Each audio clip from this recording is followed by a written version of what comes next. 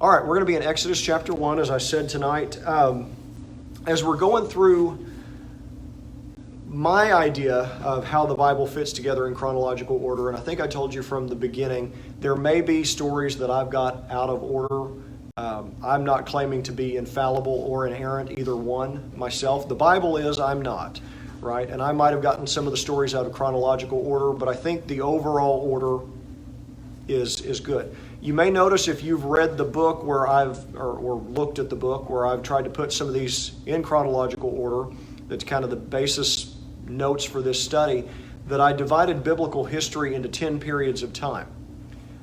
There's no theological significance to that. I know people divide biblical history into dispensations, and then they argue, are there 3 dispensations, are there 4, are there 7, and different ways of God relating to people in each dispensation. Or they say, no, you divide biblical history by covenants, and then people argue, is it dispensations, is it covenants? My divisions of time have no theological significance. They're just ways for me to remember historical periods and what was happening. So last week with Brother Rick, you finished up the first of those historical periods, and you could have divided it anyway. Just the way that made sense to me is the beginning of the Bible, the book of Genesis, along with the book of Job, is about the period of time of the patriarchs. And now we move into a different period where Israel is in Egypt, and God begins to deal with them in Egypt, not necessarily in Canaan to begin with. We're going to move to a period of time where they start out in Egypt and how God brings them back to Canaan, what I call the deliverance and conquest. Now, the good news is here that if you've gone through the book of Genesis, as far as time is concerned, you've covered about half of biblical history. You've covered about the first 2,000 years. Now, the number of stories, we've only begun to scratch the surface, because God only gives us a broad outline. He spends 50 chapters talking about the first 2,000 years, and then the rest of the Bible talking about the next 2,000. So we're not nearly done with the series, but we finished the first part. It's what Winston Churchill said is not the beginning of the end, but maybe the end of the beginning. All right, so we're going to be in Exodus chapter 1, looking at this next period of biblical history, the deliverance and conquest. And it starts with Israel being enslaved in Egypt. Here in Exodus chapter 51, now looking at some of the dating clues, and again, just like with everything else, I don't claim to be inerrant or infallible on the dates. Check them yourself against the scriptures. If you're wondering how I got the dates I don't remember. That's why I write books, so I don't have to remember stuff. So I'd say get you a copy of the book if you don't have it, but it's also online for free for you because it's not a money-making enterprise for me. But somewhere in my research, I came up with the dates that we're looking at about the 1570s BC that this happened. And that means that it's about 100 years after Joseph's rise to power, we see the enslavement of the Israelites begin. And it began because according to verse 7 here of Exodus chapter 1, that says the children of Israel were fruitful and increased abundantly, multiplied and grew exceedingly mighty, and the land was filled with them. So they multiplied and they prospered, and they were so prosperous that the Egyptians started to see them as a threat. Nobody likes it. And I'm not saying this is right or wrong, I'm just saying it's human nature and it's human history. Nobody likes it when they have a group of foreigners in their country who begin to do better than the people that live in that country. I'm saying throughout history, nations have always resented that. Okay? And especially when they look like they're about to take over, people get upset about it. People argue about it today. It's part of human history. The Egyptians started to view them as a threat. Their population was growing fast. They were becoming wealthy. They had some of the best land, and so they viewed them as a threat. And now verse 5 tells us that they started in Egypt as 70 people. A family of 70, the Egyptians thought, hey, great, let's bring them in, not a problem. We love Joseph after all. So 70 people, 100 years or so later, number into the thousands. And it became a problem for the Egyptians. They populated an entire province of the country called Goshen, which was one of the most desirable areas. If you look at a map of Egypt during that time, Goshen is the area at the north of Egypt If you look at satellite imagery, it's the green part of Egypt because it's the Nile Delta where the Nile starts to branch off. And when you have places that flood like that, they become some of the best cropland. And so it was really one of the most desirable parts of Egypt. And it was theirs. It had been given to them by Pharaoh in Joseph's day. And so after Joseph and his generation had died, according to verse 8, a new Pharaoh took the throne, and he did not share his predecessors' admiration for Joseph and his affection for their people. Now, actually, in the course of this 100 years or so, it was not just that there was one new Pharaoh, but there was a new Pharaoh who had arisen, who over time they had forgotten. The memory of Joseph was kind of pushed to the back burner, until finally there came one who really didn't care about the past. Now, we don't know for sure who these pharaohs are. Even sometimes when they're named in Scripture, we're not entirely sure which historical pharaoh that lines up with. Some of these guys had multiple names. I've seen different studies that say this pharaoh was this guy, and none of them know for sure. But I've pointed you before that the resource I leaned most heavily on in this was a book called Unwrapping the Pharaohs by John Ashton and David Downs. They may have made mistakes too, but of all the things I looked at, theirs seemed most reasonable to me from a biblical standpoint. And so they matched up who they think these pharaohs were. And if you research it yourself, the dates given for these pharaohs don't necessarily match up with what historians say their dates of their reigns would be. But historians don't agree with each other because you get that far back in history and it's really hard to date things authoritatively. So said all that to say, we think the Pharaoh here was Senusret III. And there are pictures of him online, or at least his statues if you want to go look at him. And he would have been the great-grandson of Joseph's Pharaoh, Senusret I. So we're looking at 4 generations then that it took before Egypt had completely forgotten Joseph and his people and his God. 4 generations. Egypt went from, I won't say that Egypt completely abandoned its pagan worship, but Egypt at least had this affection. The Pharaoh had this affection for the God of Israel, who had, through Joseph, spared his country from this massive famine, to now 4 generations later, they hate God and they hate his people and they're out for blood. It doesn't take very long for society to turn all the way around, does it? Do we kind of see that in our day and age? We're watching that same thing unfold. You've probably seen some of this. For better or worse, we see how quickly things can turn around. I do some genealogy research, and I have an ancestor who was a Wesleyan circuit riding preacher in the Missouri Territory in the 1820s. Godly man, I didn't even know this until a few years ago, had an obituary written up in the papers. Apparently he was well known, and then within 4 generations you have quite a few of his descendants just sitting around drunk and up to no good. And you think, wow, that's, I have great-grandparents who were devout believers, and yet I won't say all because I don't know who's watching, but I have first, second, and third cousins who may have never darkened the doors of a church. How do you turn something around in just a few short generations? Sin. That's a good answer.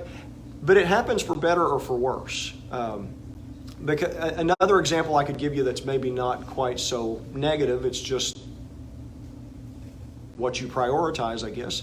My great-grandparents all had lots of children. And so my grandparents grew up dirt poor. They didn't have as many children. And so that they could give more material things to my parents' generation. And my parents' generation did the same with us, didn't have a lot of kids. And then Charla and I, and you know what, I'm seeing it in a lot of people that I grew up with, we're having 4 and 5 and 6 kids per family because we're saying, we're really not tied to all that material stuff as much. We want the big family. And so I'm not saying one's better than the other. I'm just saying in 100 years, you've gone, in 4 generations, you've done an about face again. Things change. What does this tell us about what does this tell us about passing on values to the next generation? It's important. What'd you say, Sally? I'm saying we're not doing it. We're not doing it. Okay. I think you can maybe, and maybe I'm not clear in what I'm asking, because some of you look like you're confused or think I'm trying to trick you.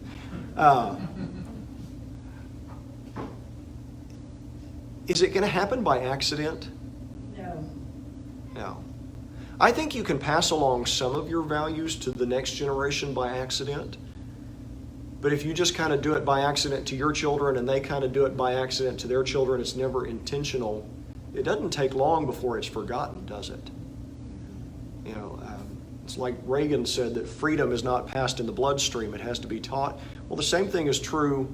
The same thing is true of a lot of things, but particularly with our values as Christians, as believers. Pharaoh did not intentionally teach his son and his grandson and his great-grandson to fear the God of Israel, and so it very quickly went by the wayside in just a couple generations. So I could spend more time talking about that, but you get the idea. It kind of reminds me we have to be intentional about passing these things on. And I know most of you are not raising children at home anymore, but it's never too late to try to pass on the things that matter to us and that we know are important. So we get to verses 9 through 11, and it talks about the plan that this Pharaoh came up with to keep them from conquering Egypt. Okay, he said, instead of letting them run around free and making money and prospering, let's make them slaves. Let's make them slaves, and let's put them to work building cities for us. Now, some people will use this as a club of skepticism. So they'll say, there's no evidence that slaves built the pyramids. The Bible doesn't say the slaves built the pyramids, does it? Cecil B. DeMille said the slaves built the pyramids. Great movie, by the way. Great movie, The Ten Commandments. But not everything in it is 100% accurate. You'll get the general idea. But he had to take some creative license because there are some things we don't know. It just says that the Israelite slaves built the cities. They built some cities for him. And that wasn't enough. It wasn't working for him. So in verses 13 through 14, we see that he imposed some harsh conditions on them. So the Egyptians made the children of Israel serve with rigor. They worked them hard. And they made their lives bitter with hard bondage in mortar, in brick, and in all manner of service in the field. All their service in which they made them serve was with rigor. So we're going to work them as hard as we possibly can. Now, the idea here is that you work them so hard that you get the stuff you want and you get it built and you don't have to do it. But also by keeping them trampled down, they're not going to be prosperous. Their population's not going to continue to grow. We kind of know this from, just from human history, that the more demoralized a population becomes, the more their birth rate plummets. As a matter of fact, studies and political science books have been written about this, about how as civilizations lose their religious faith and their hope that accompanies that, the birth rates plummet. That could be part of the reason why 100 years ago in the Western world we saw big families. I'm not saying if you only had 2 kids it was because you were depressed. I'm not saying that, but generally the birth rates go down. It happens in every civilization as those things happen, including the fact that I read a study just recently that said they expected there to be a baby boom as the pandemic waned because everybody was stuck at home. And they said the opposite happened, at least in some areas. When we were at Ada last week, Charla said to me a few times, I've never seen this maternity ward so empty. There were times it felt like we were the only ones in there. I know we weren't, but we could she'd go out and walk the maternity ward, and because they'd want her to walk and exercise, and I'd go push Abigail behind her because you can't leave the baby in the room. We'd walk around without seeing anybody who wasn't in scrubs.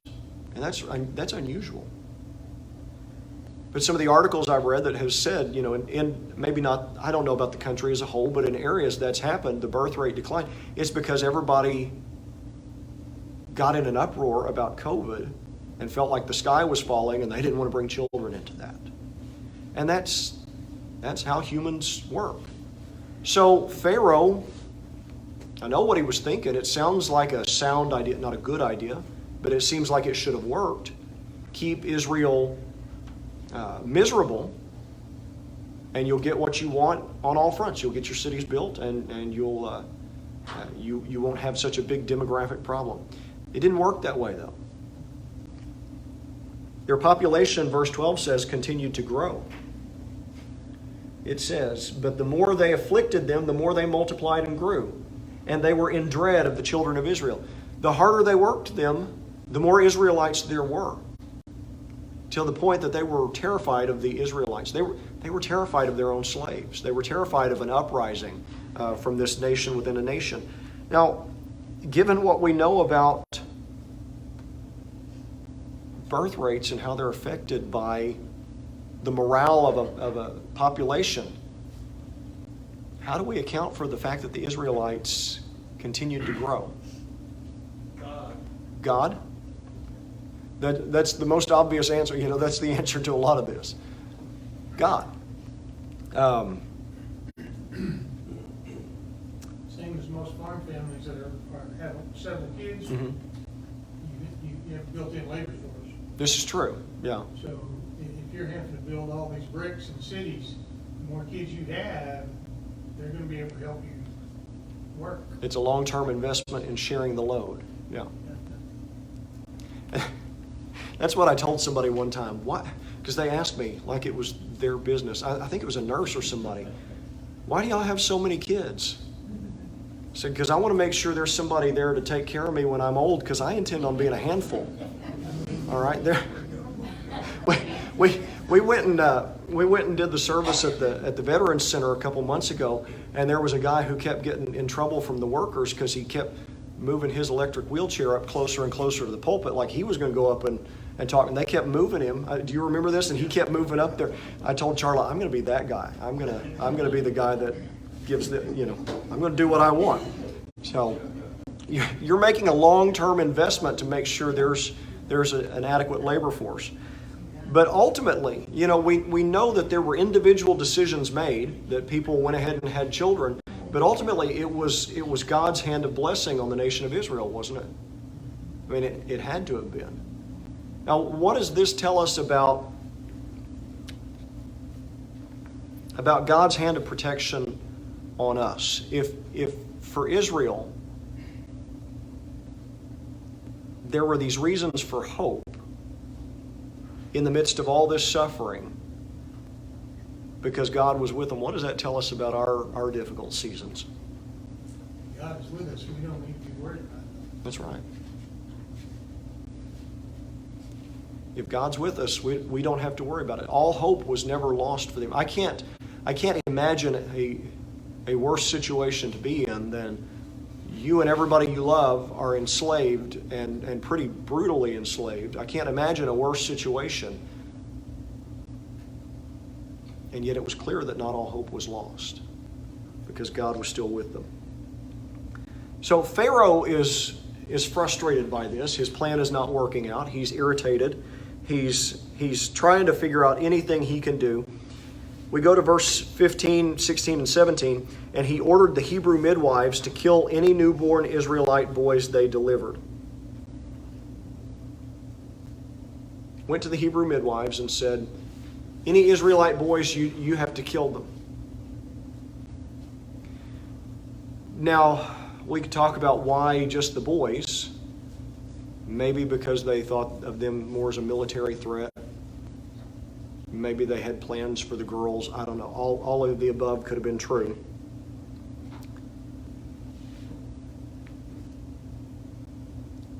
But what puzzles me is why he asked the Hebrew midwives to do it instead of his own forces.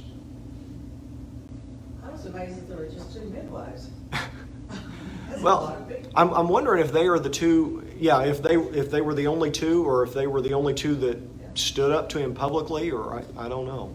They had to have more midwives than that. You would think. I have a study Bible, Mhm. and it says by this time there were 2.5 million Hebrews in Egypt. 2.5 million. Okay. So you know that there's a lot, they said it was 600,000 men, and then their wives. Mhm.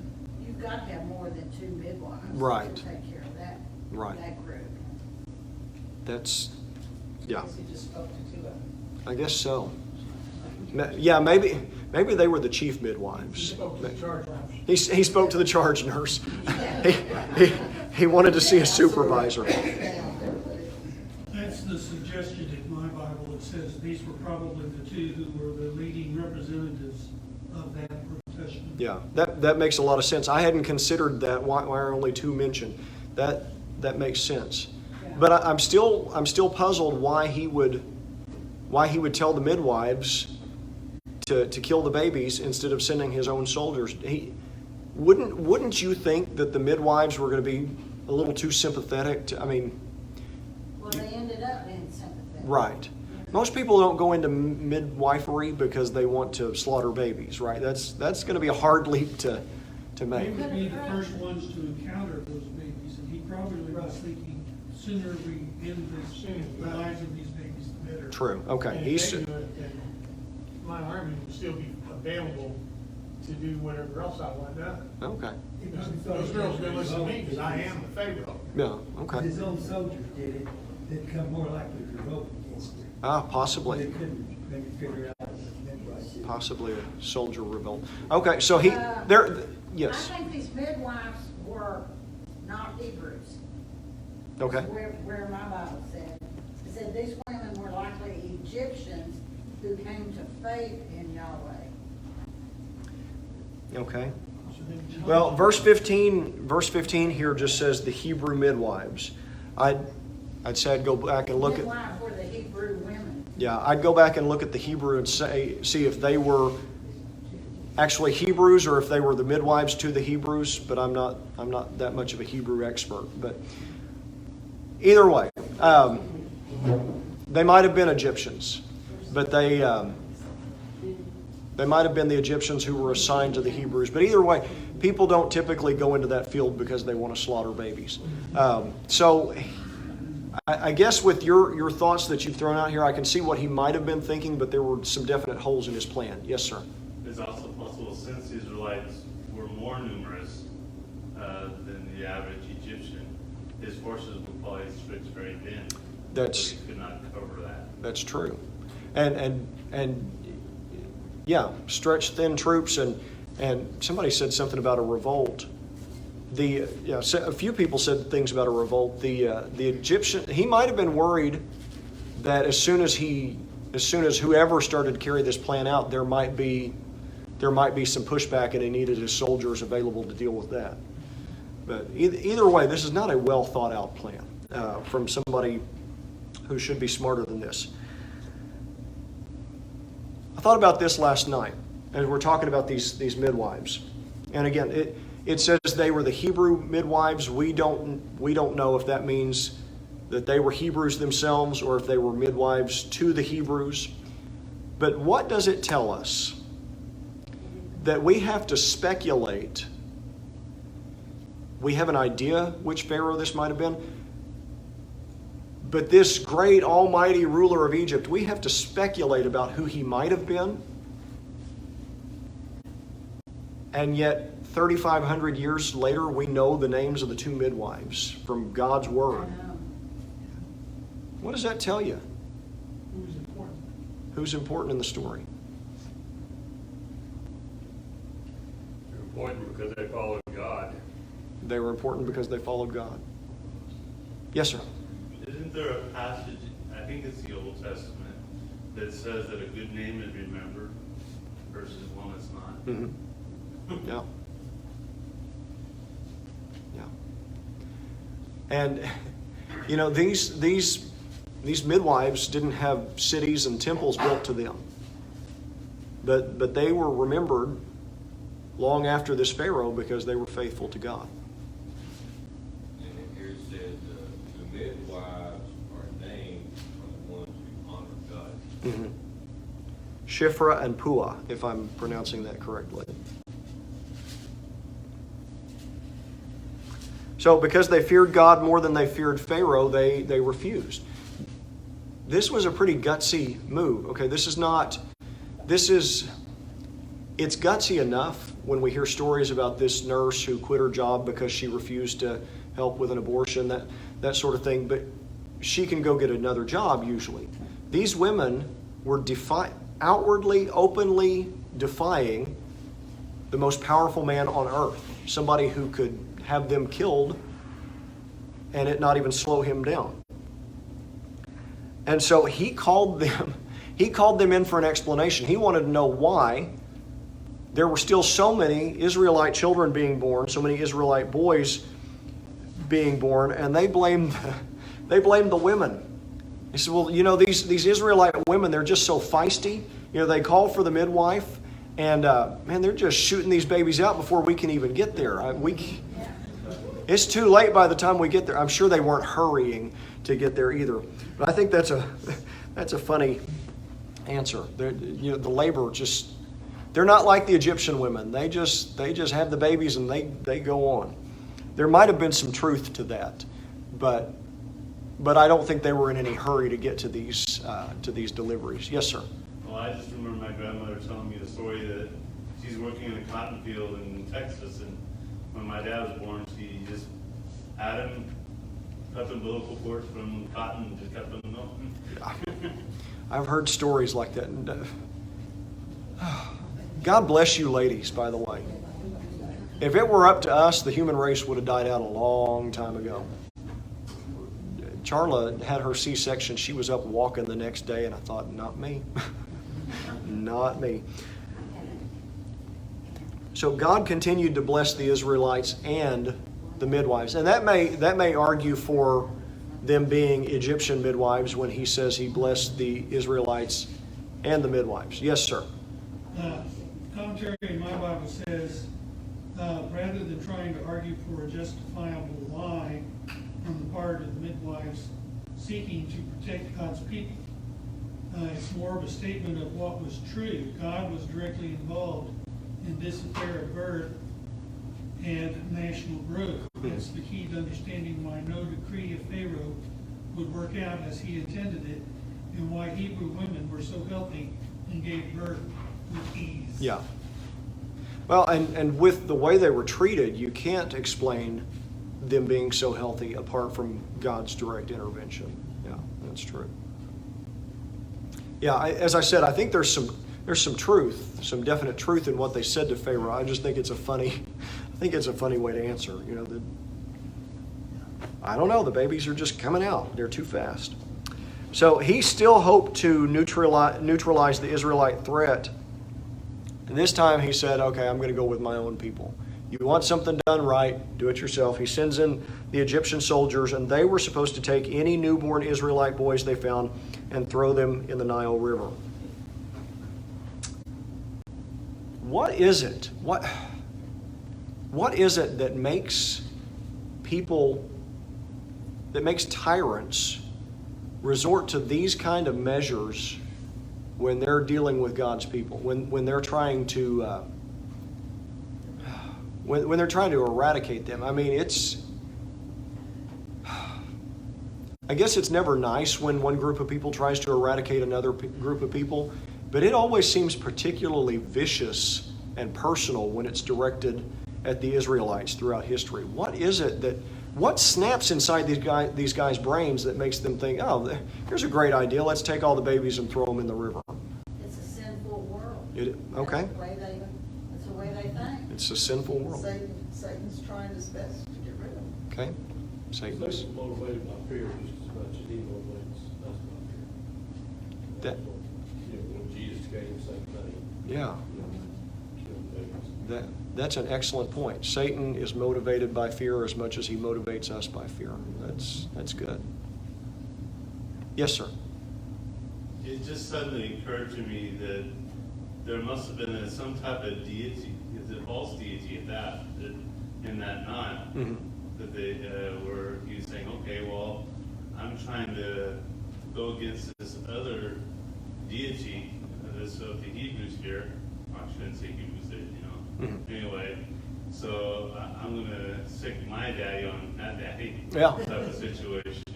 Because, I mean, we see that played out even when Moses came with Aaron concerning doing all those wonderful signs. Yeah. I mean, it was a power play. It said, well, your God can do that, so, well, we can do that too. Yeah. So it That- might have been the testosterone type of thing. Right. That's a good point. It could have been one of those contests, because I can't remember the name offhand, but I know they had a god of the Nile. There, Right. or maybe goddess, but it might have been a contest here. Oh, really? Your God can cause these babies to come anyway. My God can take them away. We see those contests throughout Scripture. You pointed out, Nowadays. right? You pointed out Aaron, some of the works that were done in Pharaoh's presence in his court, throwing down the staff and it becoming a snake, that sort of thing. Elijah at Mount Carmel, there was the showdown between the gods. Between the God of Israel and Baal. If you remember several weeks ago, I talked to you about the Shadrach, Meshach, and Abednego, and I'd never made the connection before this time about the statue that Nebuchadnezzar had them bow to, which sounds like it historically may have been a statue of one of these gods who was the son of the Babylonian creator god, and so it was a God in Jesus versus the false God in Jesus kind of situation. We see that all throughout Scripture.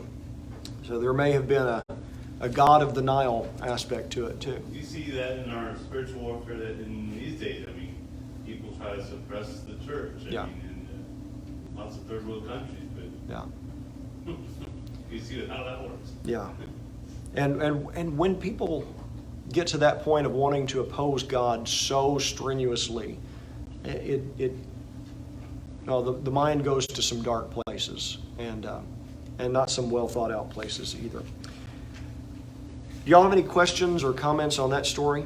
We spent longer talking about it than I planned to, but that's all right. Anything else on that one? Yes, sir. I'm sorry, I That's think one okay. thing. To me, it's just a wow moment because we see God's promises when He says that your descendants will be more than the sand of the sea. That no matter what comes against that, those promises are still there. And I mean, I take comfort in that. Yeah. That knowing that my God is the same God that made those promises in my own life. Yeah. He'll say something, and it's a done deal. I don't care what comes against me. Yeah. I shouldn't focus on what comes against me, but Yeah. just to know.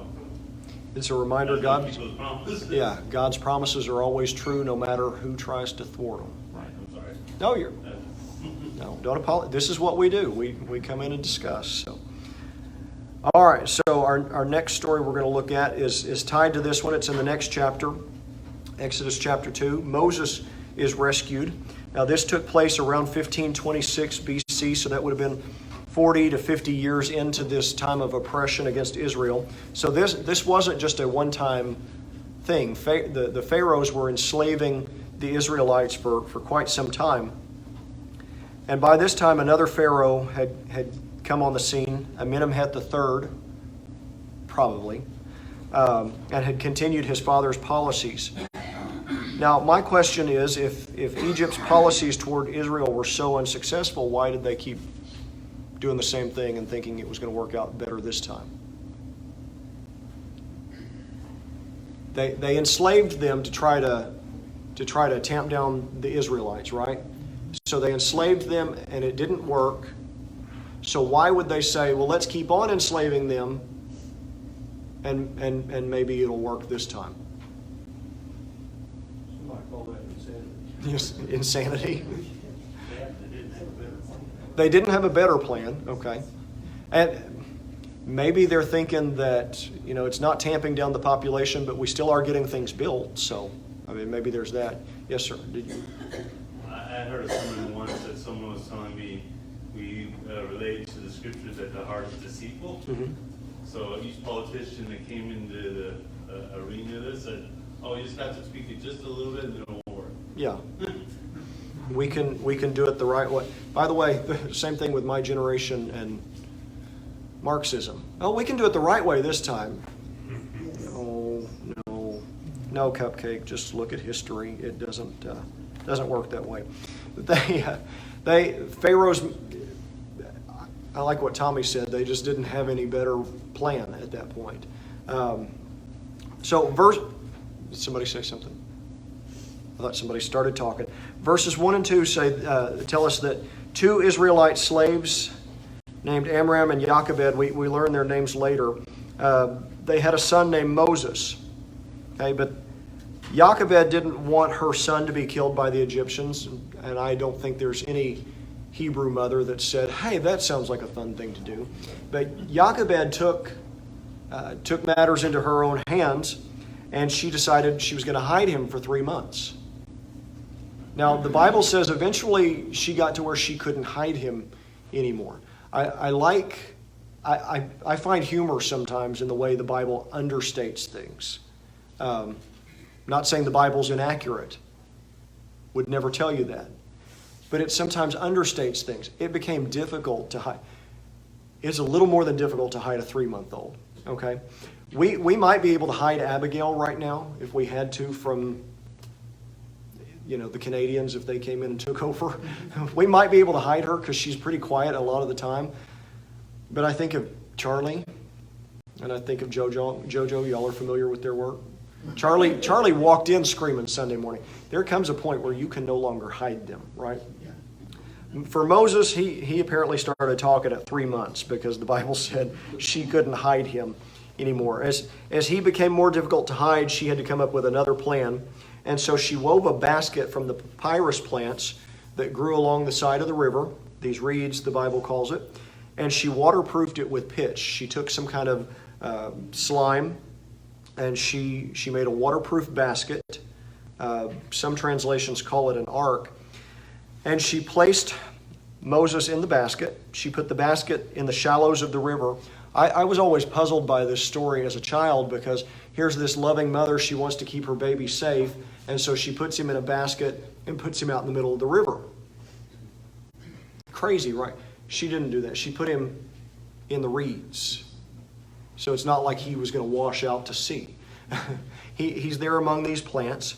And she also, as another security measure, she put his older sister Miriam there to watch over him and keep an eye over things.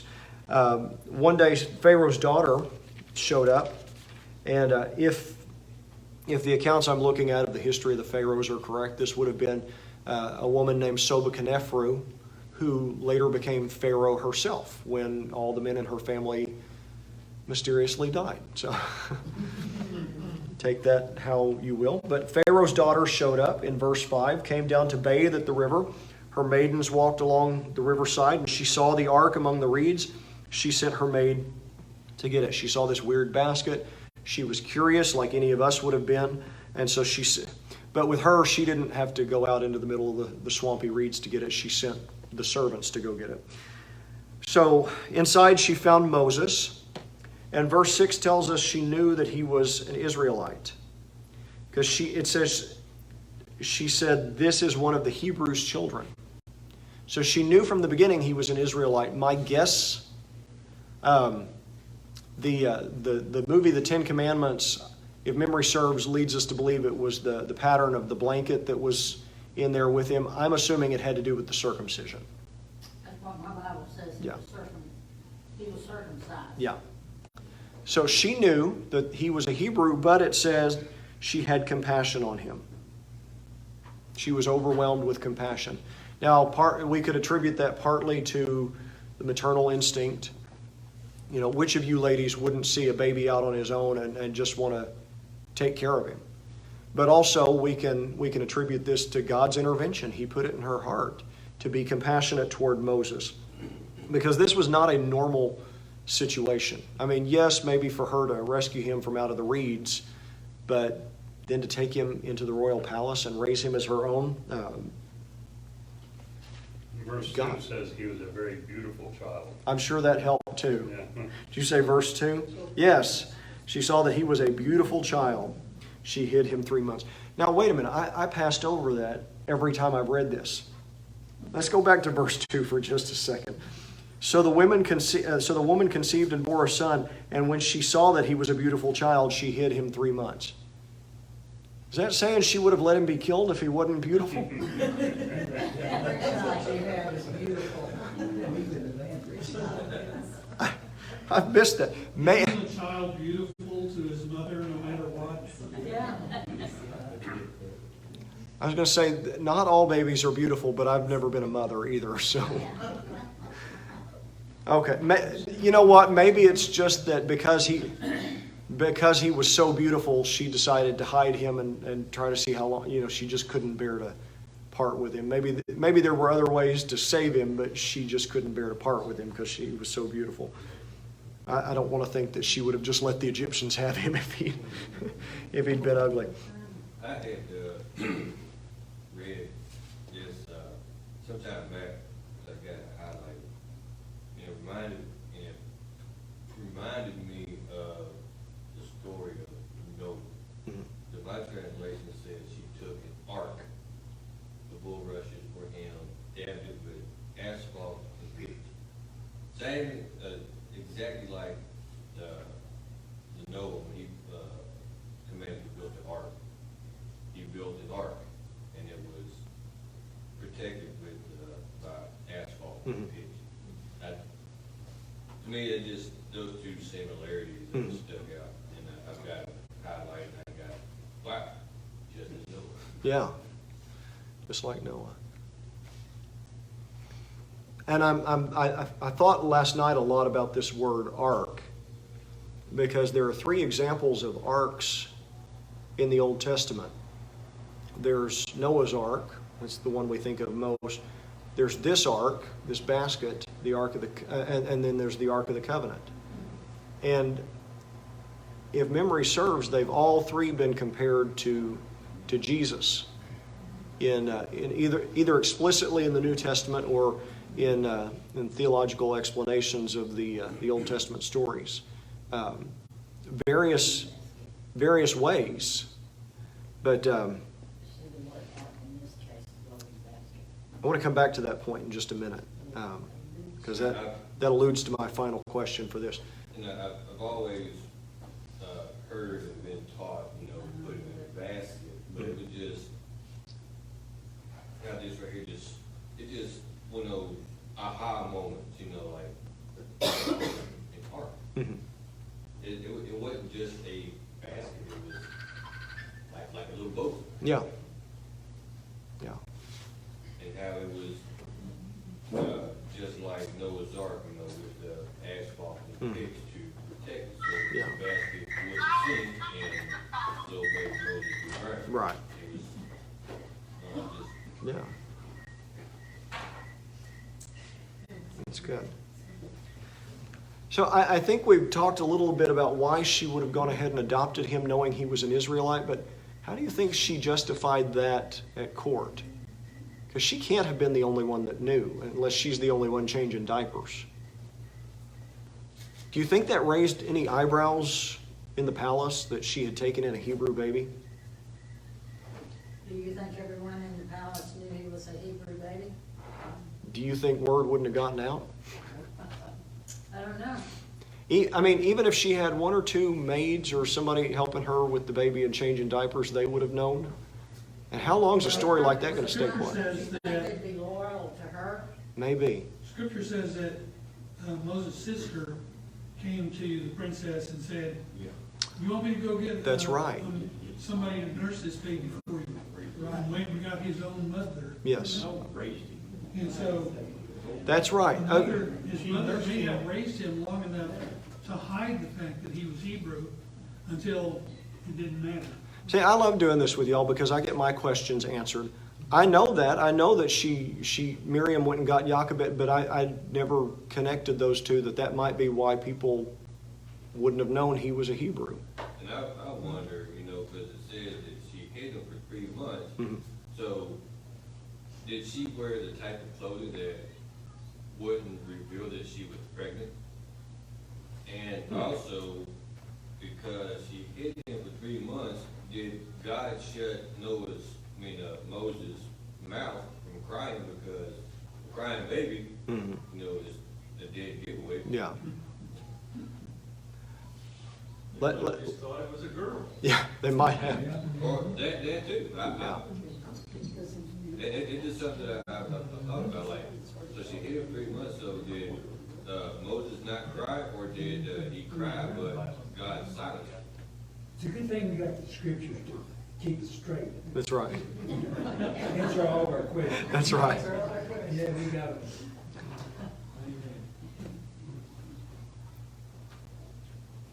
Which is good. See, I learned from y'all too. So This is the case of the rulers doing what they want to, and the peons going by the rules. yeah. She's the top woman. Hmm. She can have that baby if she wants it. True. Daddy, Regardless of where it came from. Rules for thee and not for me. We hear about that all the time today still. That's nothing new. And he was a beautiful baby, so when she was throwing him down, he didn't argue with that. Yeah. True. That's a good point. And with their population kept growing, it showed that God's hand was in it. Yeah. And for Moses to be born, to be saved, and to look where he ends up going, Yeah. instead of leading people out of Yeah. captivity. We don't even know his name's Moses yet, so. Right. We're just assuming. I guess. What's that? We're naming. We're naming him. Yeah. Before the scriptures do. We're just assuming. Yeah. We're jumping ahead a little bit. Well, first Sam names him. Yeah. So Miriam did appear. She asked if Pharaoh's daughter would be interested in an Israelite wet nurse for the baby, and so she said, "I know just the person," because she didn't have the baby, she couldn't nurse him, and she said, "I've got just the person who could do that for you." So she got hired to raise her own child under the protection of the royal family. She gets paid. What's that? She gets paid. She gets paid. Charla, if you're watching, sorry, you got the wrong end of this deal. But you could not make this story up. So Pharaoh's daughter adopted Moses, and she raised him as a member of the royal family, which prepares us for what happens next week. You'll just have to be in suspense till next week if you don't know the story. No, I'm sure most of you know the story, but if you're like me, you learn something new about these stories every time you encounter them. And I was prepared with a third one. What is it, Rick? I told you that if I prepare 3, we only have time for 2. And if I prepare 2, so you can have this for next week if you want it. Brother Rick will be leading our study next week because I'm going to be working from home quite a bit. Charla's mom, Charla is still, she's still recovering from surgery and still limited by doctor's orders on what she can do. But her mom is there this week, and so she told me, you go back to work like normal this week while I have help because I'm going to need you the next week. Okay. So I'll be working from home next week. You can still call me if you need me, but I've asked Brother Rick to be here Wednesday and take care of that. So he'll be leading you through the next couple stories. Any further questions or comments on any of this? Yes. One quick question. Okay. The name Moses, Mhm. said that she named him Moses because she drew him out of the Nile. And that's what Moses apparently means, drawn from or drawn from the river or something like that. Would be my guess, yeah. Why would that be like a Hebrew name? I mean, wouldn't that be a dead giveaway once he starts running around the palace and when his name is Moses? Or I don't know, because I know it's a Hebrew name now. yeah. Moisha, I think, is the Hebrew name. I don't know if the Lord probably put it in her heart to name him Moses. yeah. I don't know if it's always. Egyptian, I would. Maybe it's not always been a Hebrew name. Most tales explained it. There was no people named Moses up until this time. Oh, okay, according to the Bible. okay. But it said in my footnote, the name Moses was already familiar in the Egyptian court. Several pharaohs had bore names compounded on the elder Moses, and Ramos and Ramses, and the other. And that means taken out of the water. And that answers my question, is that makes more sense. It's not as noticeable when you put him into the Egyptian society. Yeah, You know, Jewish have so, you know, not to pick on us. yeah. Well, I'm seeing here what I've seen elsewhere before, a connection between Moses and the Egyptian named Tutmos. So it could have been an Egyptian name that got adopted into Hebrew. You know, we do that all the time. The name that comes to mind just off the top of my head is Alexander. That's not an English name, and yet nobody raises an eyebrow at it today and says, well, that's a foreign name. It's Greek. It's not English, but we've adopted it as an English name. So, Princess named Moses, mhm. and you would think that she would name him with an Egyptian name. Right, and that's what I'm saying. I think Moses was originally an Egyptian. My guess is it was originally an Egyptian name that got adopted into Hebrew later. And if he was named after whoever said that was in the line of different pharaohs, and she named him Moses, she may have thought he would be a pharaoh. It's possible. If you have any interest in this at all, the Egyptology aspect of it, that book, Unwrapping the Pharaohs, was interesting. Again, I can't guarantee that they're absolutely right, but I know they talked about in one of these families there being a high-ranking prince that suddenly written out of the historical record that would line up with, they kind of expected him to be in the line of succession. He just disappears from the historical record. There's some interesting stuff in there. So.